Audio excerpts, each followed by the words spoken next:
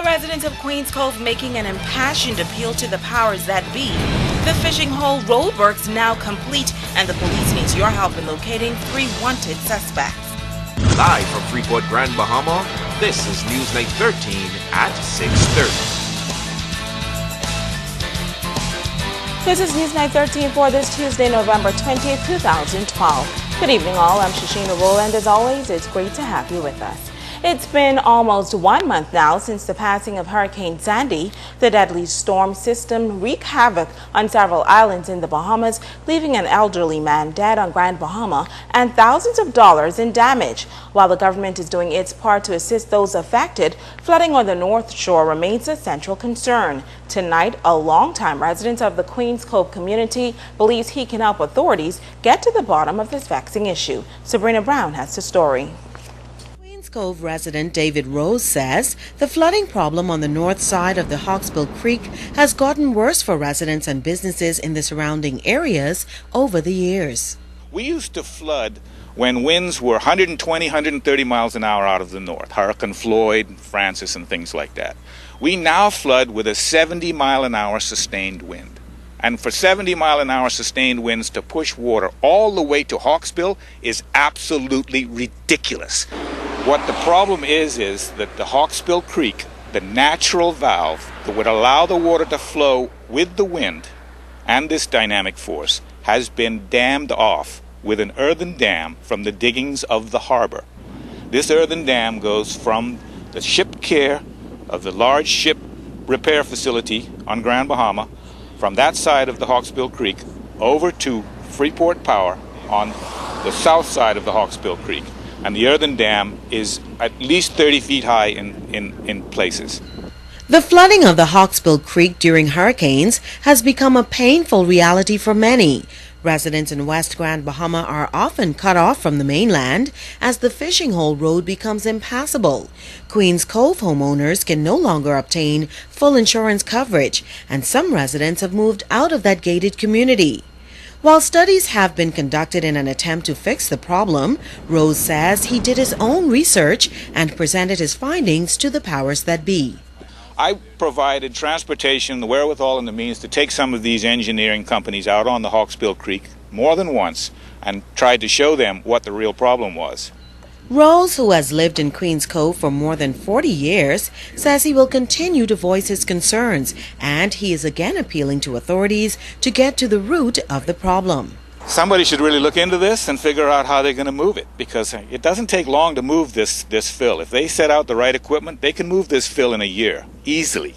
I understand and I admit the dynamic forces that cause flooding in anywhere in the world, hurricanes, they have the power to do such things. I'm saying that the flooding does not have to be as bad. And millions of dollars in damage and heartache could have been avoided for many, countless numbers of people on this island. Go ahead. Including the light industrial zone on Queens Highway. They've been wiped out like 4 times now. The Queens Cove resident says he hopes authorities can come up with a permanent solution to the age-old flooding problem soon. Sabrina Brown, ZNS Network News. The emergency repairs to the fishing hole road is now complete. Last week, the government awarded War Construction a contract to carry out works on the badly damaged thoroughfare. Vice President of War Construction Godfrey Waugh says the work was carried out in 3 phases, beginning with the repairing of the north side. The second phase entailed importing fill to backfill the areas that had washed out on the south side of the causeway. I don't know if you drove it, but there was quite a bit of erosion there. But the big problem is that right below that south side is the main water line that feeds West Grand Bahama. So we could not really vibrate that to compact it. We could just put the roller over it without vibrating, else we would break the pipe. So the south side of the causeway has also been repaired, again, on a temporary basis until the ministry decides what they're going to do for a permanent fix. And the final phase of it was to do a temporary repair to the asphalt where it was torn up. Nawa admits that they experienced some challenges from the motoring public. We had flag men there, and we diverted the traffic with using the bypass road, and that seemed to handle most of it. We also got some assistance from the Royal Bahamas Police Force, and they were a big help with us controlling the traffic. And it was completed yesterday? Yes, it was finished yesterday. Now, police are still looking for two men on armed robbery charges. The first suspect is Angelo Quinton Young, a.k.a. Potato Head. He's described as 6 feet tall, thin-built, weighing 170 pounds, dark brown complexion, and black hair.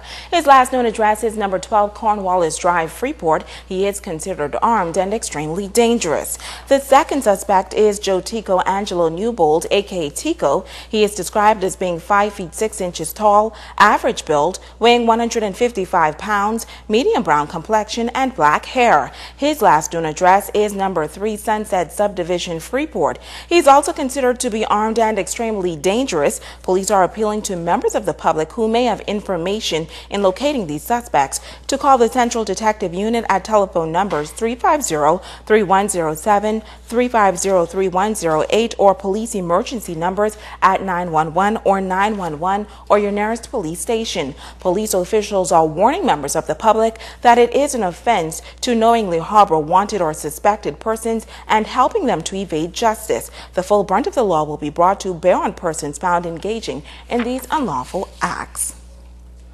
And still with news from local authorities, police are still looking for leads on the whereabouts of 34-year-old Garen Lucan Gibson of Jonestown, 8 Mile Walk.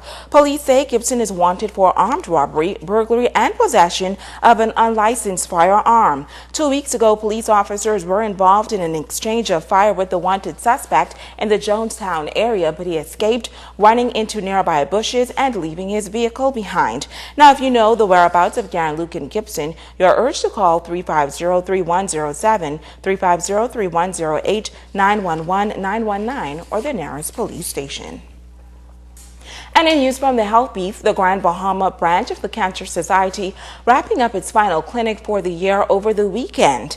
President of the Grand Bahama branch, Patricia Edgecombe, describes the day as successful, and she says she's happy that persons are realizing that cancer is no longer a death sentence. Meantime, Vice President Pam Ferguson spoke to the value and the importance of the Cancer Society.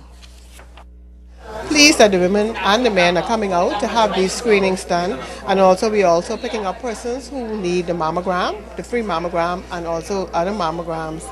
And so I'm so happy that they're coming out today and have these screenings, because it's very important, and it's very good to see people taking responsibility for their health and bringing people. Some people brought other people along with them, so we're really pleased. Today we're up to almost 100, I'm sure, right now this morning, and it's not even afternoon as yet, and we're looking forward for more of them.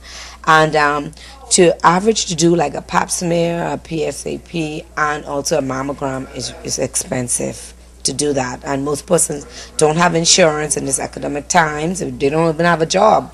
So that is why our major appeal to the public for our ball is to, we were encouraging them to do that for ventures like this. Now, Dr. Saida Bo out of New Providence was on hand carrying out the pap smears, the breast exams, and prostate exams. She also gave persons very helpful tips when it comes to cancer.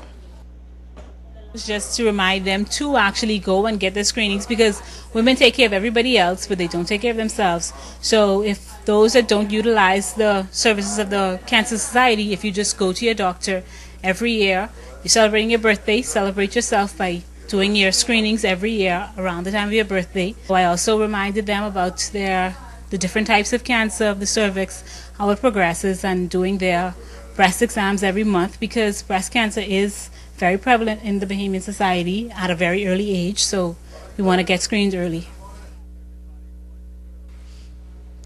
The clinics were held at 8 Mile Walk and Hawksbill Clinics.